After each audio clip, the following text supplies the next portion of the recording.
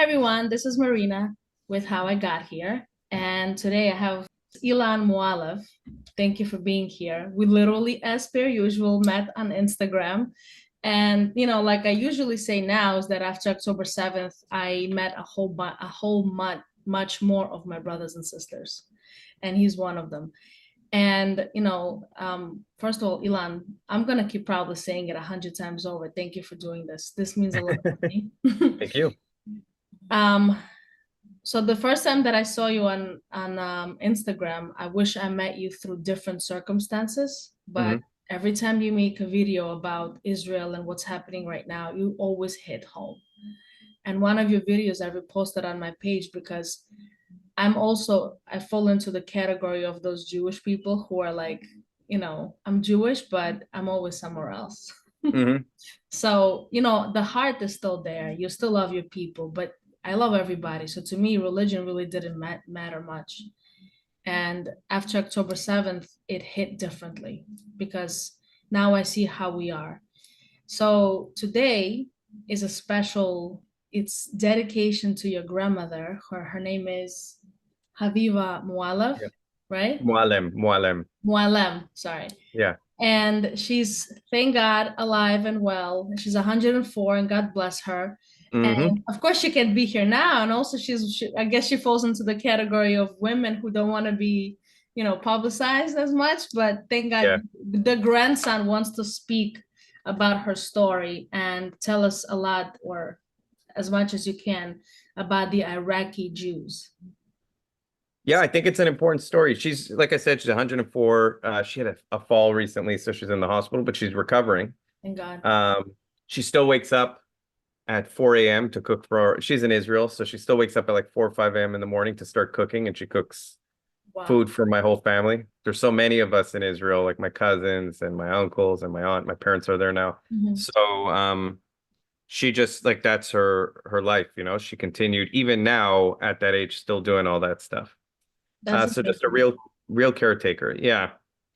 Do you want me to just jump into the story of kind of how her and my grandfather ended up in Israel? Yes, I want to know. I mean, like I said, I would love to meet her, honestly. Like, she's in Israel. As long as she's alive and well, it's good enough for us.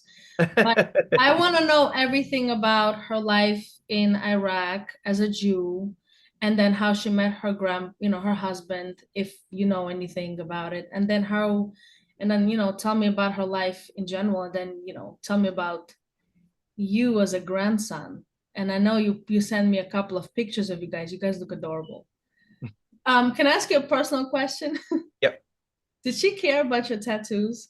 Because I know she's She like, does, my mom cares much more than she does. She doesn't care at all. She cares that my mom doesn't even care anymore. My mom cared when I was younger, but she's always been like, whatever, if he's happy. It's interesting. A grandmother loves a grandson differently than even a parent loves their child, because it's a parent's job to raise the child, and it's a grandmother's job to enjoy their grandchild. So she just always wanted to enjoy us.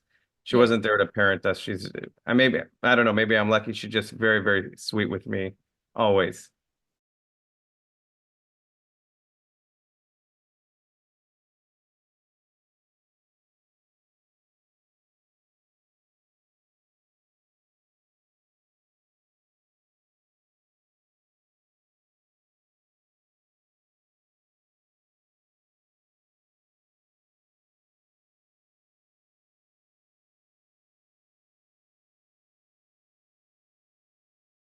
I mean, that's amazing. Are you the only grandchild?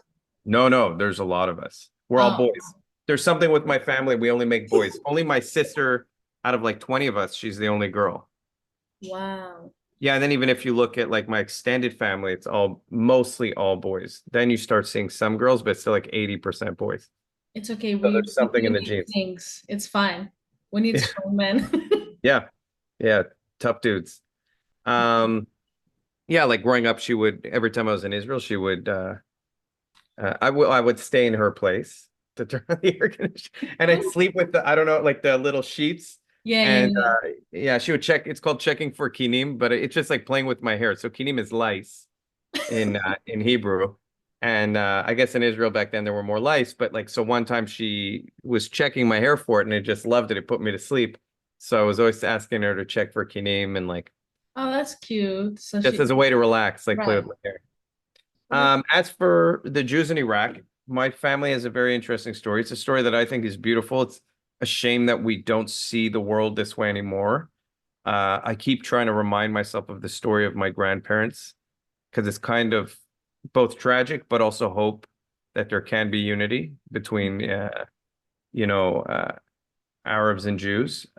Even though if I don't believe that right now, I like to believe that in the future, someday it's possible. Yeah, same here. So they were in Iraq.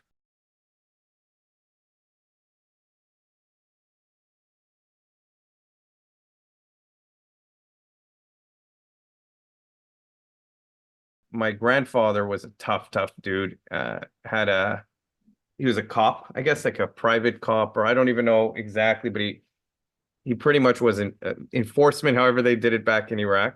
Hit a Billy Bat. When he passed away, I was like, oh, can I have that? I took that and his watch. Those are the two things. Mm. And so they had a good life in Iraq. That's the truth. The Jews had ups and downs in Iraq, but if you look at like the 30s and 40s, there was starting to be an escalation in the 40s, but you know, the early 1900s, Jews in Iraq actually had good lives, were respected. It's not to say there weren't pogroms throughout history in the Middle East and Arab countries toward the Jews, but especially in Baghdad, the Jews were a major part of music, a major part of life, and they coexisted with Muslims, and it seemed to be going okay. There was a major, and a lot of people don't know this, influence of Hitler in the Middle East, Mm. and that helped. You look at two things that happened in the 1900s. There was the rise of a real rise of Wahhabi Salafi Sunni Islam, and then you had the influence of Hitler, both creating more fundamentalism in the region. When Israel was created, I think it was just an excuse to start expelling the Jews or targeting them, which happened in almost every Arab country. Right. Iraq is no exception to that, unfortunately. And then something happened called the Farhud, Mhm. which was a pogrom on the Jews in Iraq. Mhm. Sadly, Jews were killed. They were targeted, people who you thought were your friends and your neighbors. So my family was there. So my grandmother and my grandfather had already had two kids at that time.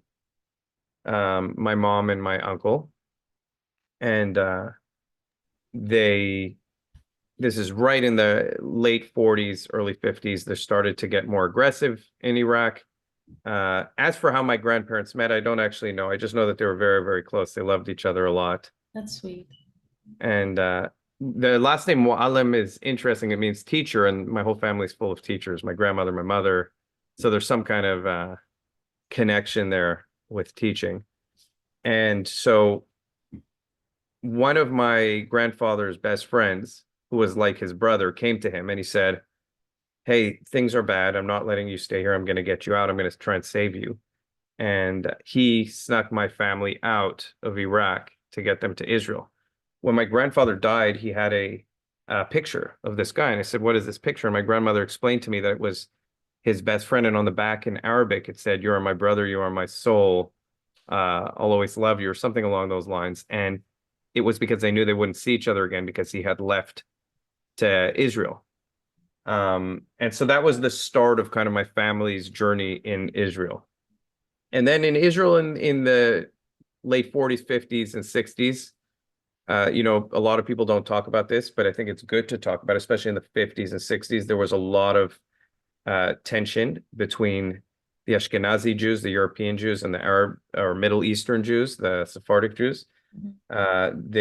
There was racism at the time, just like any country. I don't hold it against Israel. I'm not trying to vilify Israel Right, by right. saying No, that, of course. but it is part of the history. It's part of Jim Crow being part of the United States, you know, all these things that happen. So that was a period they went through. When they went to Israel, it was very underdeveloped. They lived mostly they would put the Middle Eastern Jews with other Middle Eastern Jews, so Moroccans or you know, North African Jews together. So the Moroccans and the Iraqis and the Tunisians, whatever Jews they could get together there. And but one thing with my family and my grandmother, especially also my grandfather, I know it's supposed to be a story about her, but they're a real No, unit I'm story. interested in everything. So he did not let it slide. There was a moment where they had segregated, I don't know if it was my uncle. I believe they segregated my uncle out of his class because he was Middle Eastern. And my grandfather went there with, he's super tough guy. Said, "You're not doing that to my son." And I'll leave all the gory details out, but he made sure that his son was not segregated out from the other students. And it's just really, really amazing because one thing I learned from my grandmother, especially, is she's exceptionally uh, good at dealing with high stress, all these tense situations. She never lets it get her. You don't see her down. She's a very powerful woman. It really bled into my mother because my mother's very much like that. Mm. I'll give you a quick story about my mom just to show you how tough she is, and it's a real reflection of my grandmother. Mm. One day I get a call from my mom saying, "Hey," or I got a call from my dad saying, "Hey, your mom's at the hospital. Can you go just make sure everything's going on okay?" Mm. Shoot over to the hospital. I don't know what's going on. He said she burned herself. Mm. She had spilled some oil on her leg. She burnt all her leg, 3rd-degree burns, terrible burn. I go in and she's sitting in the hospital. She's not complaining. She's just sitting there. I could tell she's in so much pain. And the doctor's like, "Look, I really want to give her pain medication, but she won't take it." That's just how they are. They're very, very, very tough. She wouldn't take the pain medication. She ended up recovering from that fully. My grandmother's the same way. It's why she, at 104, is still able to keep going. It's because she lives with purpose. That's crazy. Yeah. We'll so get all medication. No, I know it's crazy. And the doctor was like, she must be in so much pain. And she was, but she's just super tough. The tolerance is crazy. But the fact that it came from the grandmother to the mother, your mother is not even in the same category as your grandmother. Well, if you look at what my grandmother went through, she went through escaping Iraq, going to Israel. She lived through all the wars in Israel. She lived through her husband passing away in an unfortunate manner that shouldn't have happened. She saw her children go through the worst wars that Israel had. And now leading in this war, has to see her grandchildren do it. And so, it's just a history of war in Israel. If you don't live through it, if you're not a kid growing up in Israel, I saw a great video today that kind of summed it up, how there was a rabbi talking to an American kids, an Israeli rabbi, I believe. And he was like, he was explaining this to Americans.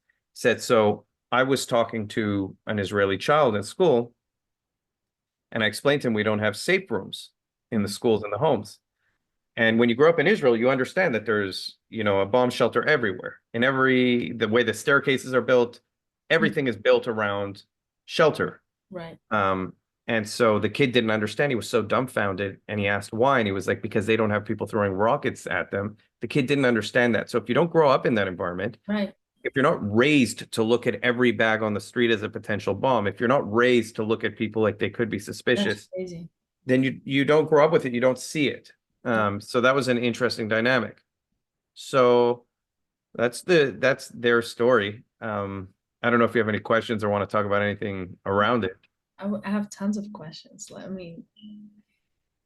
Hearing a story about your family, it's like you're touching history. You're in it. It's crazy because, I grew up in Russia and I came to America when I was 10, and my life is exactly whatever, problems here, there, but it's nothing like I feel like Middle East for the Jews is like the real world. Here it's like a sheltered environment, which really shouldn't be such a horrible lifestyle for anybody, honestly, to have your whole story, your life built on, running away from one country to the next, surviving in your own country as a Jew, like constantly you run away from not being attacked, then you come to the country and you're still attacked. That's crazy. I can't comprehend that this is actually a normal life. Like, how long? Like, she lived in Iraq for how long before she actually? Because I know she already had a family. She must have been in her 30s or 40s. Well, let's go 50 years, 60. Yeah, she was in her 40s. What I will say is that 30s or 40s, I can't do the math, but what I will say is that Jews in Israel are very, very happy. They score incredibly high on the happiness index scale. And if you go to Israel and if you're around Israelis, you realize that they're very appreciative of the moment. It's not to say that just because you live in a high stress situation that you're not happy. So, happiness is a weird thing to measure anyway. But I think live in the Jews, moment, I know. yeah, and Jews worldwide actually don't necessarily have the same sense of community, the same sense of comfort that Jews in Israel have. When you go to Israel, you do feel that you're where you're supposed to be a lot of the time. And when you're outside of Israel, sometimes you look at what's going on around the world. You look at the general rhetoric toward Jews. It's much worse outside of Israel than in Israel. You're not going to experience that in Israel. There's in Toronto, in Canada, the anti-Semitism is getting so out of control there. They've firebombed synagogues. They did bomb threats. My sister's there with her kids, and they had to evacuate the school because of bomb threats toward the kids. And that's not even a rare occurrence. That happened before October 7th, that kind of thing toward Jews in Canada and the United States. But now it's happening far more often. So it's, Jews are the only group in the United States and Canada that have to have armed guards outside of their grocery stores, outside of their religious institution, outside of their schools. You just don't see it for other groups. And it's measurable, it's statistical. The FBI does this every year. They release the hate crime statistics. Jews are the #1 group attacked, hate crimes. And it's not by a small margin. They encompass 60% of hate crimes on average per year. It's gone up significantly higher since October 7th. In the United States also? In the United States and Canada. And the next group under them, if you take every group under them, they still don't amount to the same amount of hate crimes toward Jews. So everyone's always talking about Islamophobia. This is not to discredit Islamophobia, but it is measurably, undeniably, factually far less a problem. It happens far less often. After 9/11, you're looking at the years after 9/11. No, Muslims were attacked at a much higher rate. But if you're looking since then until today, and especially after October 7th, you just don't see them being stabbed like they are in Brooklyn. You don't see mosques being burned down worldwide, like synagogues are being burned down. You don't see the targeting of schools the way they're targeting Jewish schools. I mean, if you really deep dive into it, it's troubling and it's disturbing. So I do think that Jews do have a home in Israel. I think that is inevitably a place where if the world falls apart, I actually never believed up until October 7th in the absolute importance of Israel existing as it does today, if that makes sense. Absolutely. Yeah, so I've kind of come back to like, and now I'm like, nope, Jews absolutely need a homeland. They need it to be protected because we're not even safe anywhere. And people, by the way, don't care. If I say this, I guarantee you the reaction to most people when I say that Jews are not safe anywhere, the reaction most people have is, oh, just another guy talking about anti-Semitism. Oh, just another guy making it seem like Jews are victims. That's their response. That's the normal response. So if that's your normal response, I'm not relying on you to keep my family safe. Then don't expect me to rely on you and don't expect me to care what you think. If that's your starting point for us to have a conversation, is just another Jew complaining that he's a victim. Right. I mean, the way I grew up, a lot of my friends, to be honest, like I never really knew much about anti-Semitism. Even the word anti-Semitism, I probably heard it like once or twice.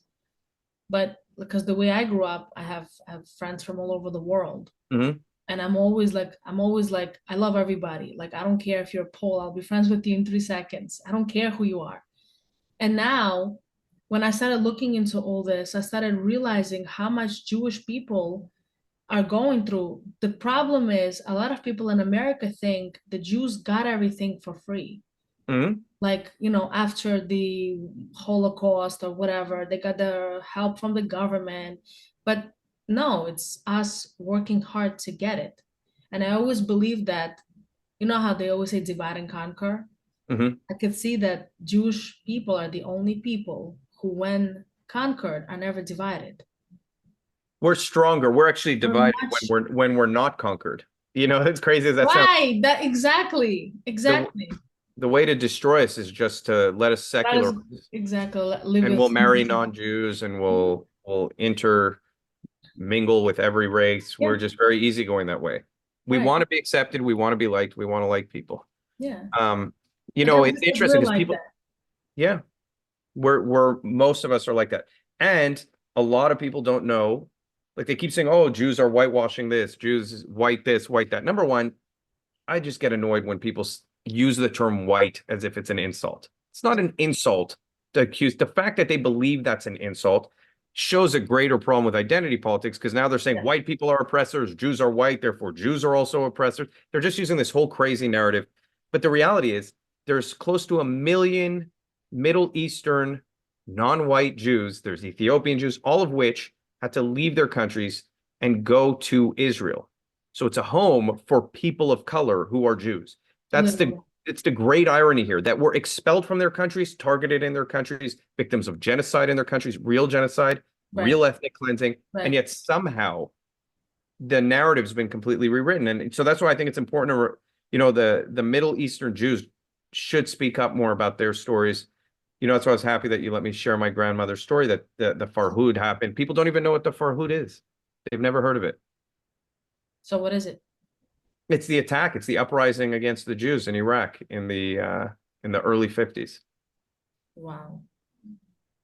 And that's when, during those, I don't know what period of time, but during that short period of time, almost all the Jews were expelled from Iraq or killed, which, some were killed and the rest just got out and escaped. There goes And they the gave up everything. Mm-hmm. My family there had a home in Baghdad. They left all their belongings and they just got out, their bank accounts, everything. They started over. They didn't even take the money, just left. Whatever they could carry on them, they took, I think, in a quick moment. That's the great irony here. The notion that people shouldn't start over. At some point, your trauma of your grandparents, of your parents, you're not them. You know what I mean? Like, people talk about, oh, but the Palestinians had their land taken. Number one, I'll debate that all day. They didn't have their land taken. They didn't have, and I don't know if this is the direction you wanted this to go. Yes, yes, I do. Absolutely. Because it's still correlated. And It's I'm so always, correlated. yeah. It's like a continuation of what your grandmother have gone through. She's 104, God bless her. And So, now it's 2024 and we're technically still in it. well, that's a great irony, because in 1948, what people never talk about is, number one, it was the first time in history in the 30s and 40s that Palestinians were offered a state of their own. They were under British rule, then Ottoman rule. Before that, they did not have a state. If you look at the flag, people say this isn't real, but it is. The Greater Mandate of Palestine had a Jewish flag.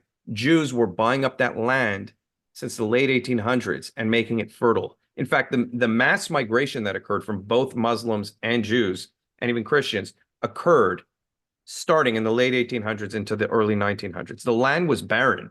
No one mostly lived there. It was a very small population until the land started becoming fertile because Jews were working on it and buying the land at extremely high prices, by the way.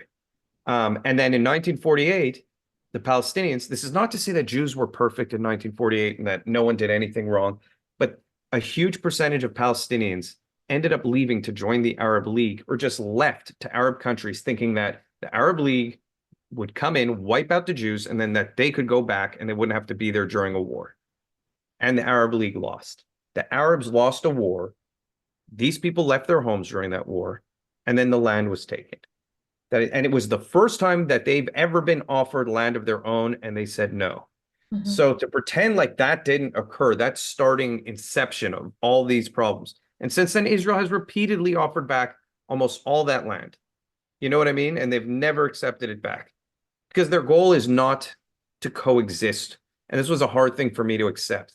It was a hard thing for my grandmother to accept.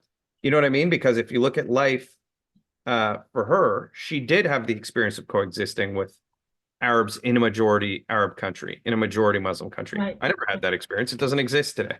Right. There's no country right now that's majority Muslim where Jews are like, hey, it's perfectly great over here. Exactly. So she lost that experience, and again, it's continued on today, but she has I think, a place in her heart for wishing for coexistence. So my question is, like, I get it. I understand the whole irony and why things are the way they are, but I'm just trying to understand the mentality that they're living in. The Jews were living in the Arab countries at that time when your grandmother was very young. It was okay. And then as the years went, on, when the Jews started growing or buying land in Israel, all of a sudden, Arabs were like, nah, you can't be individual people. You can't have your own land. I think subconsciously, it's like they wanted us to be always under them. Well, Well, not subconsciously. I mean, the Mufti of Jerusalem said it. There was massacres. If you look up at the massacres throughout the 1920s. Yes, I know, Before, 1929 or something. yeah, but there's one actually that happens almost every year, just in smaller numbers. It was building. Um, what, 20 years before Israel was a state? Did the Mufti of Jerusalem see the future that in 20 years they would have a dispute over land? No, he didn't like that there was an increase of Jews in that area. They did not want Jews to have autonomy and to have their own land. That's a factual statement. It's undeniable because history proves it.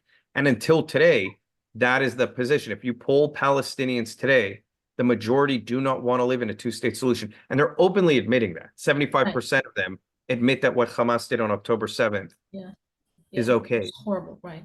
And they're admitting that. You know what I mean? There's got to be a percentage within the ones who don't admit it, who actually agree with it, but are just like, no, I'm not going to admit to that. So that's 75 people openly on polling being willing to say that. And I've had conversations. I've had the conversations with people from the region, and they tell me I don't believe Hamas did that. I don't believe they raped people. And then if you prove to them they do, well, what about Israel this? What about Israel that? Yes. I'm like, genocide. You know what's hilarious about the claim of genocide, which there's nothing hilarious about genocide, but the claim of it. Right. In November, I have an article saying that it was genocide and 30,000 Palestinians have died. Okay. We're now in the end of March, and they're saying it's genocide and 30,000 Palestinians have died. Number one, these are Hamas's numbers. Have the numbers not gone up? Right, exactly. And if they haven't, or if they have so insignificantly that you can't go from, because if it was genocide from November to March with Israel's power, we wouldn't see still 30,000. We'd see 1 million dead. That's not, in Nazi Germany, you didn't see this happen. After, let's say, imagine Jews massacred people, and then there was a retaliation. You wouldn't see this and then this. You would see this and then this in terms of the death toll. That's what the Nazis did without us going and massacring a bunch of their people. Right. Okay, that they did that because they just wanted to literally get rid of us. That's the difference. Here you're seeing this and this, which is how you hope an ethical war goes. An ethical war will have a high death toll at first, just because of the nature of the war. There are more militants at the time. They're more terrorists. They're in a densely populated region. You're going in, it's urban warfare. You're using bombs at first. It's going to have a higher death toll, but then it will level off as you have more capacity to send soldiers in with lower risk. And yet somehow we're still accused of genocide by the international community. It's people want to believe things. In other words, I've come to realize this. They don't need evidence. They don't need anything. If it suits their bias, they'll just accept it. And they're intentionally accepting it. Deep down, they know it's not genocide. But they know that by saying it's genocide, they get the end result, which is vilify the Jew. And they claim it's not the Jew I hate, it's the Zionist. Meanwhile, you're ignoring all the attacks on Jews worldwide. You're defending the attacks on Jews worldwide, but you're still claiming it's anti-Zionism. Anyway, I'm ranting. I apologize. No, I love that. I love it. You kidding me? It's important. It's where we are today. Yeah. It's very, very sad. No, I mean, again, it's whatever you said is 100% true. It's just the thought of wanting to belong somewhere. Like maybe in a way I'll feel bad for them at one point, but I really genuinely could care less at this point because they just want to belong somewhere. It's like they always want this attention. But the Jews, but this, it's like if it's no, you know how they say no Jews, no news. Now I understand when people say like, okay, I get it. Like you genuinely need, like I even posted a picture of myself when I was at work and somebody wrote, I would go for a Palestinian only. I'm like, the fact that you even have to go on my profile knowing I'm Jewish, post your comment that you prefer Palestinians as if I wrote somewhere on my forehead, available for Palestinians only. And the response was logically, no, thank you. Is another reason why without a Jew, you feel like you're just non-existent. You need a Jew to say something for us to actually notice you, which is so sad that your whole entire existence evolves around hating a Jew. Makes no obsessing sense. Over Jews. Obsessing, literally. Well, to the point where you actually ignore major atrocities. Like just look at what happened to the Coptics in the Middle East. They were targeted and killed. Look at what happened to the Assyrians, almost wiped out. These are Christians. These are not, never mind Sunni on Shia violence or Shia on Sunni violence. We're talking strictly about the Christian communities in the Middle East have consistently been targeted and wiped out. In Lebanon, it went from 80% Christian to 20% Christian. So you're looking at a decimation of the Christian religion in the Middle East, and nobody talks about it. These people are targeted, and in fact, the obsession with Jews is so great. And we're talking about 30,000 dead here. If you look at the overall conflict since 1948, I think you're talking about probably 50,000 dead total. Each one of those, including this war, and each one of those involving an attack from Hamas or Fatah that led to a response from Israel. Okay, so we're still talking about, sure, 50,000 people over 70 years, a lot of people dead. Yemen alone, you're talking about 400,000 dead, 80% of the population starving. Nobody talks about it. Syria, 500,000 dead. Thousands of Palestinians who the world supposedly cares about. Treated terribly, 5,000 dead. They're kept in pretty much what is an equivalent of concentration camps. Nobody cares about them. You're looking at Jordan, where he literally wiped out thousands of Palestinians when they started uprising. Nobody cares about it. You go to any part of the Middle East, Iraq, Iran, Libya, their human rights violations are through the roof. We're talking about millions dead through Sunni Shia violence. Nobody talks about it. But when Israel responds to a terrorist attack and defends itself, God forbid, the entire world, all those human rights violators, right? They're the first to jump on it. Oh, look what Israel's doing. I'm like, you better take care of your own home. When you have 1 million dead people in your own backyard, and you're angry that Israel is defending itself and killing Hamas over here, and 10,000 people have died, and you're already calling it a genocide, you might want to really go back to the 1 million dead people in your own backyard. You know what I mean? If I was lining up people in my house and shooting them every day, and then I heard that a guy across the street got into an argument with someone and shot them in self-defense, I wouldn't be like, oh my God, look at this guy killing people in his own home. Literally lining up people, which is literally what they're doing in their countries. So the great irony here is, and they can't admit it. And by the way, when they do admit it, they blame it on the evil Zionists. This is what I'm getting now. Oh no, Zionists are responsible for what's happening in Yemen. Zionists are secretly responsible for what's happening in Syria. Zionists are what's responsible for Pakistan, for, I guess, North Korea, for China, for whatever's going on in the world. Because didn't they blame Russia just now, who had a terrorist attack, and they said it's because of Israel or something? And Ukraine, yeah. But there's a lot of people. Alex Jones came out and he was blaming it on Israel. Like, it's just, number one, it's a great way to get views if you want to make money online. It's really great. That's what Candace Owens is doing. She left Daily Wire and she's like, if I'm just a little bit anti-Semitic, I'll get 1 million more followers. I'll make more money. She claims she's a Christian. In 2007, or 2017 or 2018, she was on Joe Rogan saying she's not a Christian, which is fine. Maybe she found Christ in that time. But I don't buy it. She just started using Christ as King conveniently after October 7th. Exactly. And she's just trying to stir the pot. And so what she's getting is a bunch of Jew haters who are very happy to jump on. It's shocking to me that real Christians, real God-fearing Christians have not come out. Many have. Now they're starting to more and more and say this is not the way God's name should be used, or we're supposed to be brothers with the Jews. But people want divisiveness. They want a scapegoat. And actually, when Jews are attacked in high numbers like we're seeing now, it's just an indication that society is unstable and something worse is coming. Not just toward the Jews, but toward everyone. Because Jews are just a scapegoat for a bigger problem in the world. Instability. I'm not from Israel, but why Israel has not put more measures to prevent Gazans? Why even allow them to come and work? Well, number one, there's a philosophy in Israel. What happened on October 7th has to be investigated, in my opinion. Because it's the 100%. biggest intelligence failure in Israel's history. When Charlie Kirk came out, I don't know if you follow politics, but this guy Charlie Kirk came out and he's like, look, we need to look at what happened here. This should be investigated. If Netanyahu knew anything, and every Jew went nuts calling him an anti-Semite, that. He's one of the people who supports Israel more than anyone. Calling for an investigation into October 7th is not anti-Semitic. You know what I mean? At all. It's not. And we need to know why it happened and how it happened. But the notion that why don't Israelis have stricter laws against, working with Palestinians? Number one, 20% of Israel is Palestinian. A lot of those Palestinians have family in the West Bank and Gaza. Israel is an ethical country, as much as people vilify it. It's trying to keep relations as best as possible. It's trying to preserve relationships, especially with the Muslims and Palestinians in the country.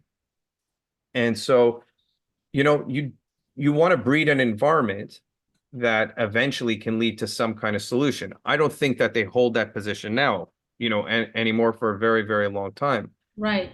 But Israelis deluded themselves a little bit that, hey, maybe they don't all want to kill us. You know what I mean? Maybe we are okay. I understand, like I get it, because that's how my mind was before October 7th. That maybe people will understand. But you're growing with different experiences, and you're like, you know what? Not everybody's like us. Not everybody's like me, or not. And then I heard somebody say that with the Jews, it's one vibration. We're one soul, which is understandable why we're always giving people the benefit of the doubt. But it's like we're just fools at this point. Mm-hmm. Like, even if, like, I heard what happened, not that hand that everybody was like Mm-hmm. taking, with the blood. The history behind it is that the two people took the wrong turn, got into, it wasn't in Gaza, it was in the like, it was like near the West Bank. Mm-hmm. So Yeah, and they they got got lynched and caught killed. and they got killed in the worst possible way. And I'm like, just that alone. Like, I would put spikes outside, what the West Bank. I don't care. Tell Jordan to take all of them out of there. Stop giving our land that we built with blood, sweat, and tears to the people that don't care about us, period. Like, it's just an insult to Israel to have a little bit of anything them related. For what? They're never gonna change, and they don't want to, and they love it. And we're just like, you know what? Maybe they will. No. Well, their entire purpose, the existence of the Palestinian people, is an existence that is created on the notion of opposition to the Jews in the region. That's Right. literally their, raison d'être. If you like, that's why Right. they exist. If you look at them genetically, a lot of them came from Egypt, Jordan, from Syria, from other Middle Eastern countries. There's very few, like I said, if you go back to the early 1800s, mid 1800s, the population of the Palestinians in the region was negligible. Most of them are migrants, just like the Jews are migrants. That's the great irony. Everyone's like, they're the natives to the land. I'm like, no, they're not. They're Egyptian. Yasser Arafat himself was an Egyptian born in Egypt and called himself a Palestinian refugee. You can't be born. My mother's born in Iraq. My mother was kicked out of Iraq. She never called herself an Iraqi refugee, but imagine that my mother wasn't even born in Iraq. Imagine my mother moved to Iraq and then called herself an Iraqi refugee. That's how far gone this is. And the UN and all these groups changed the term refugee for Palestinians. It's the only group somehow to include not just them. In other words, my mother escaped Iraq. Now, am I an Iraqi refugee? No, I'm not. She's the refugee. Right. And only in the case of Palestinians do we go, no, no, no, no, no, not just their children, not just their grandchildren, not just their great-great-grandchildren. Forever, anyone and all their offspring who is Palestinian is a refugee. Listen, they could have had a country so many times. Right. So many times. They could have coexisted like kings beside us. They would have been successful. They would have been the most successful Arab state because they would have coexisted with the Jews and we would have worked together to create technology, to create a better lifestyle. They don't want it. And it's a very hard thing to accept. And now a lot of other Arab countries are finally coming around. That's why the Abraham Accords Right. are so important. Peace with other Arab countries, because that will pressure the Palestinians to say, okay, maybe there is a better future here. Mm-hmm. But I don't have an answer, and sadly, I've stopped caring if the world thinks I'm nice. If the world, again, when my grandmother and my mother, when they had to escape Iraq, when you're under true threat of survival, you stop caring about all these things. Exactly. You don't see yourself as a victim. That's the truth. No one whose life is in danger is stopping and going, oh my God, I'm such a victim. Let me go make Instagram videos and reels, and let me go make sure the world knows. No, you're out there trying to survive. The real people who are trying to survive, we don't know about them everywhere in the world because they don't have the capacity to let us know. Right. That's just the sad reality. This entire orchestrated media storm, this is not to say that Palestinians aren't suffering and haven't suffered, but the narratives that are being created are intentionally to inflame, to create hate, and to create divisiveness. So there are just a lot of bad players in the world. And again, it's very sad because I think there's a lot of room for coexistence, but I just don't see it happening anytime soon. I don't even want to deal with them at this point. They don't deserve it. That we had enough of it. Like, in honor of the people that have died in the worst possible way, There is no such thing as they have hoped. You know what? We'll just have a ceasefire and as per usual, and then just ask for more people maybe to come in and work. Because I know that on October 6th or something, around that time, or maybe even months before October 7th, they have asked Israel for a ceasefire. Well, had the ceasefire, but they said They had a ceasefire in place. thousands, right? Thousands more Palestinians will come and work. And they said, okay, fine. Those are the same people that actually were the cause of October 7th. Yeah. So again, what did they think was going to happen? Attacking us on October 7th, asking for a ceasefire, showing the world pictures of dead Gazans. And now the world is going to go against us and we're just going to go and give them a two-state solution. No, they don't want a two-state solution. That's not what they're even trying to get. So they didn't do October 7th to get a two-state solution. Hamas got exactly what they wanted out of this. You know, the leaders of Hamas are in Qatar. Yeah, they've gotten tremendous publicity, tremendous victimization. Their families are safe as long as they can keep them out of the region, and they're letting their own people die because they don't care about their people. They make a lot of money from it. It's the profit. They make money. Their cause becomes, look, Jews worldwide are being attacked. The world hates Jews. They got exactly what they wanted. What we've taught Hamas is that by massacring Jews in the most brutal way possible, you will actually get world support because they'll have to retaliate and then the world will turn against them. I said that on October 7th. I called my dad and I go, look, within a week, the world will turn against Israel for anything it does in retaliation.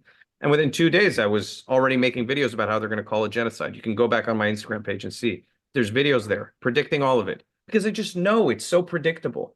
They are empowered. Hamas is not trying to win a physical war. They can't win a physical war. They're trying to win a media war. And they got exactly what they wanted.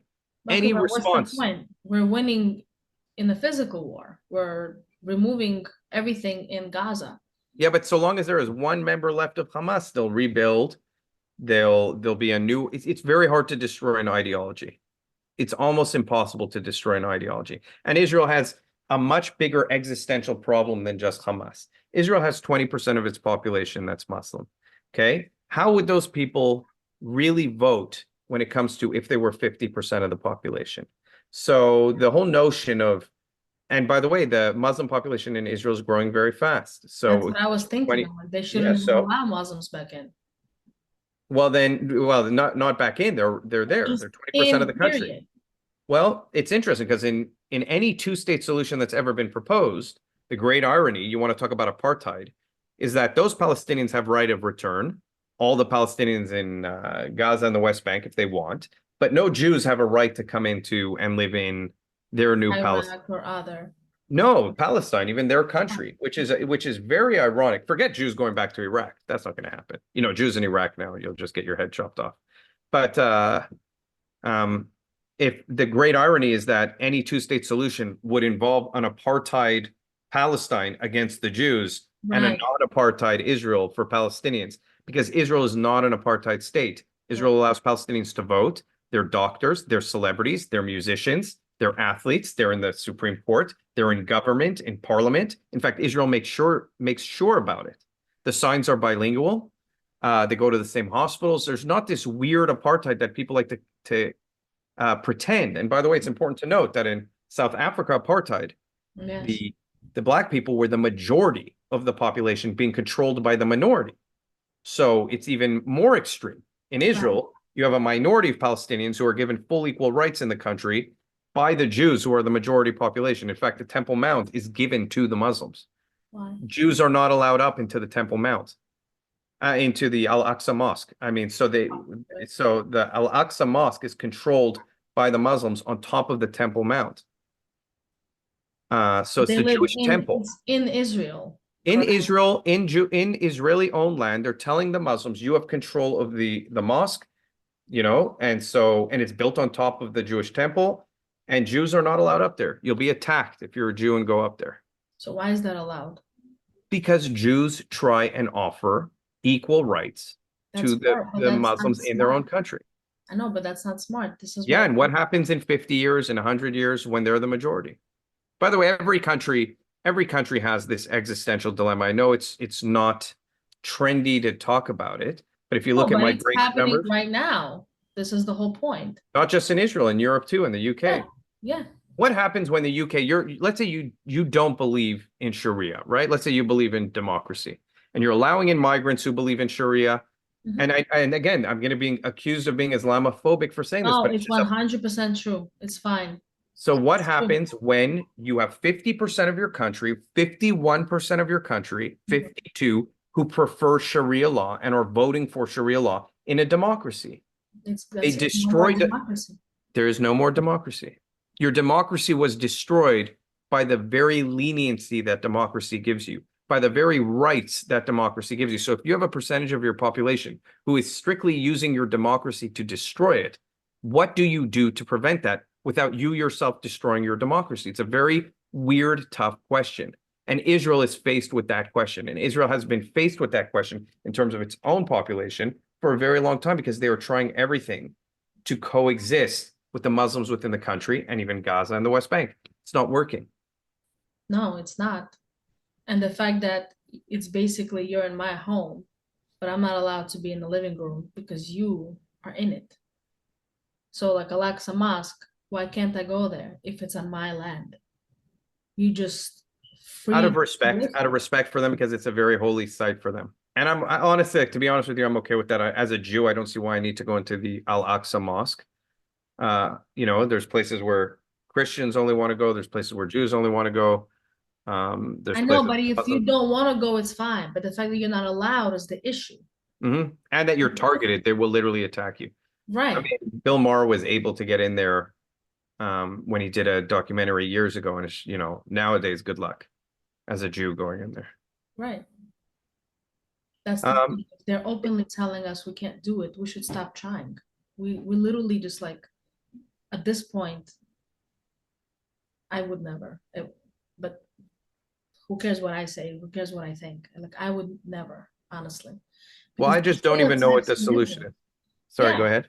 No, I'm saying I don't even know what the outcome is gonna be because there's still people in Israel who are attacking the Jews. The Muslims are still attacking them, or Palestinians. Yeah, there's still terrorist attacks all the time within the country itself. And by the way, before October 7th, this was, I knew that an attack was coming because 6 months prior or a year prior, there was a major, major uprising in the country. People don't talk about it, with the Palestinians inside the country suddenly becoming very violent out of nowhere. And that's how it happened in Iraq to my family. It's out of nowhere, just like that. That's how violence comes.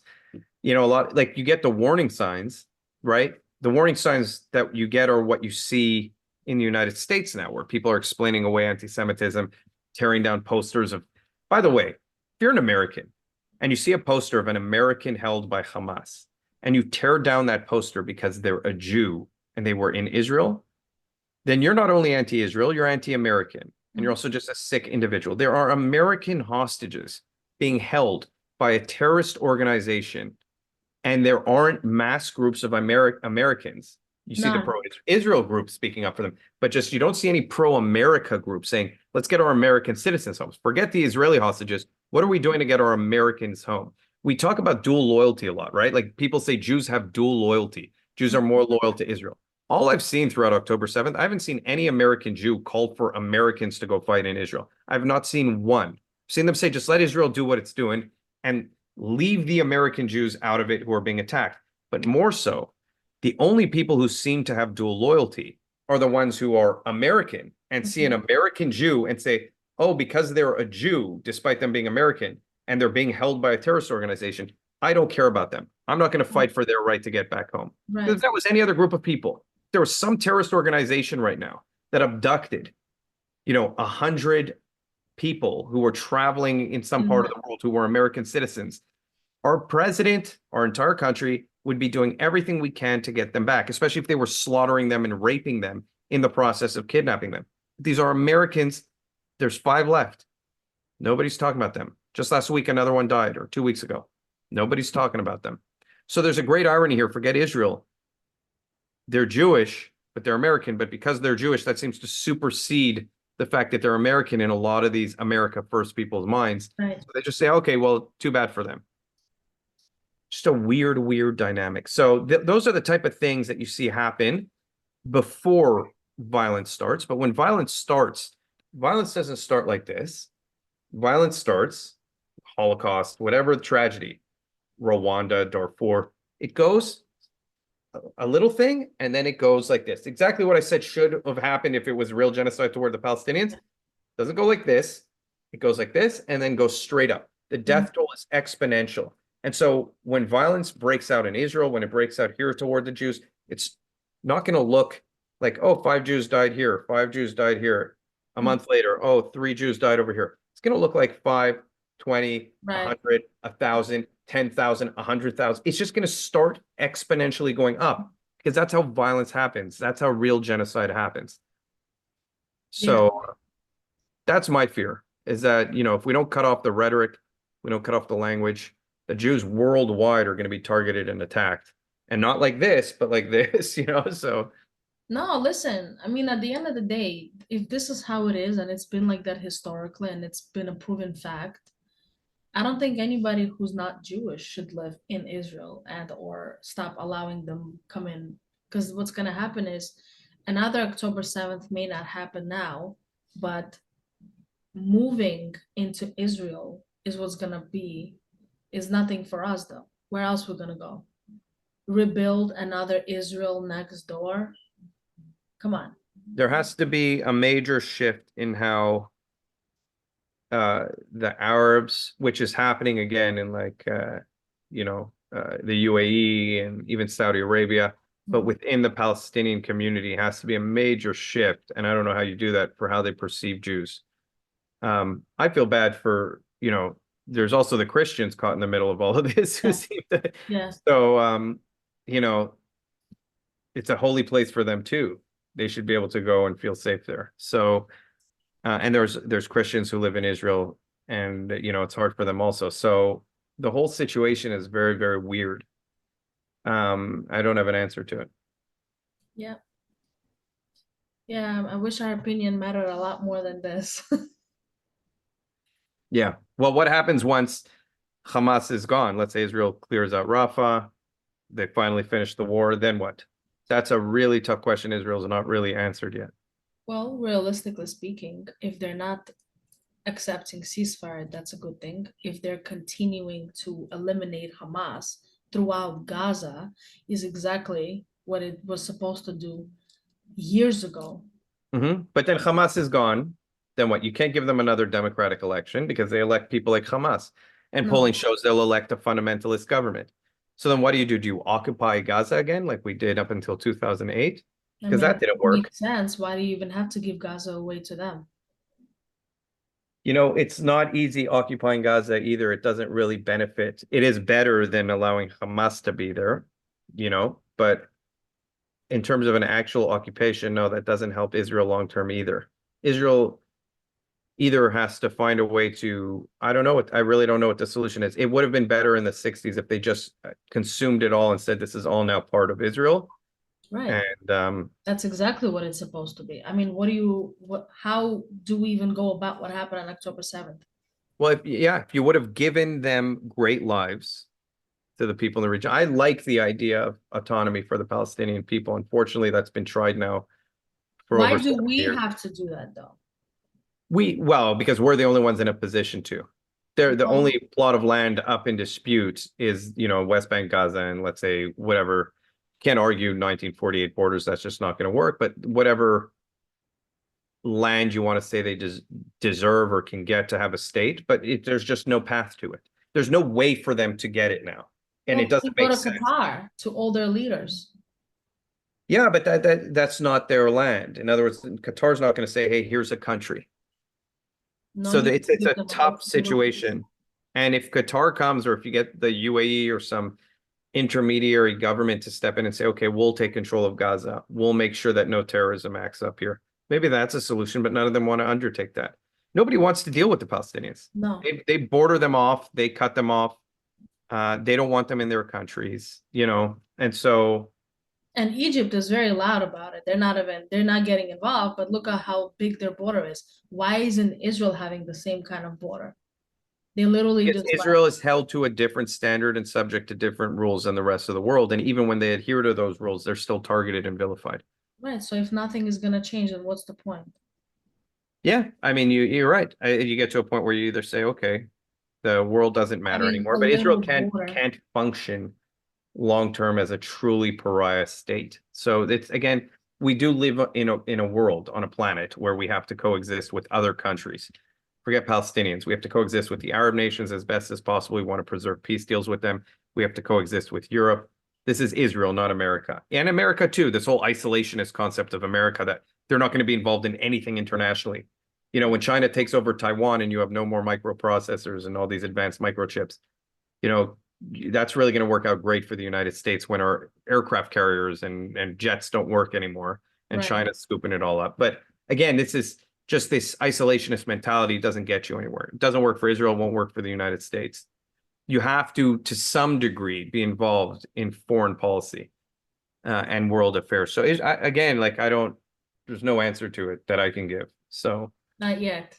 I'm sure we'll figure it out eventually. not Hopefully. me. Someone will. Someone smarter than me will figure. Crazy. But I'm so happy we're talking. I'm so happy that we have a chance to actually speak. You know, like I said, when I listened to your videos, I was like, that's it.